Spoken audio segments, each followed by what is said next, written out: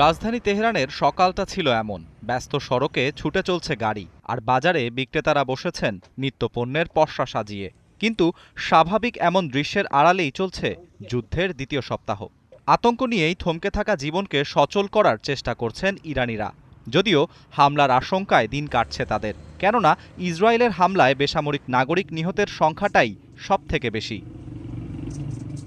ইরানের নাগরিক মোর্তজা আসাদি মশলার ব্যবসা করেন দুবাইয়ে।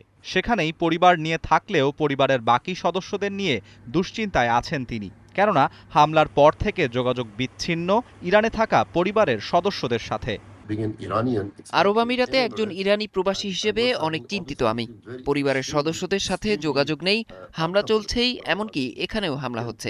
আমি কেবল আমার জন্যই নয়, আমিরাত এবং অন্যান্য উপসাগরীয় দেশগুলোতে বসবাসকারী সমস্ত ইরানি প্রবাসীদের জন্য চিন্তিত। আমরা এই অস্বস্তিকর যুদ্ধ পরিস্থিতি থেকে মুক্তি চাই। অন্যদিকে শঙ্কায় দিন পার করছেন ইসরায়েলের বাসিন্দারাও। উন্নত ক্ষেপণাস্ত্র প্রতিরোধ ব্যবস্থা থাকায় হতাহতের সংখ্যা কম, তবুও স্বাভাবিক জীবনে ফিরবেন কবে জানা নেই তাদের। প্রভাব পড়েছে জেরুজালেমে। জনমানবহীন রাস্তাঘাটে সাইরেন বেজে উঠছে, বাড়ছে আতঙ্ক। এটা এক কঠিন সময়। আমরা জানি না এর শেষ কোথায়। আমাদের সব পরিকল্পনা ভেস্তে যাচ্ছে। বাংকারে থেকে মানসিক চাপে আছে সবাই। সাইরেনের শব্দ আতঙ্ক সৃষ্টি করছে।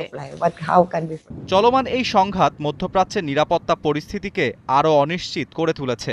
আনুষ্ঠানিক কূটনৈতিক তৎপরতা এখনও দেখা না যাওয়ায় যুদ্ধ কবে শেষ হবে তা এখনও স্পষ্ট। আরাফাত ইসলাম, ৭১।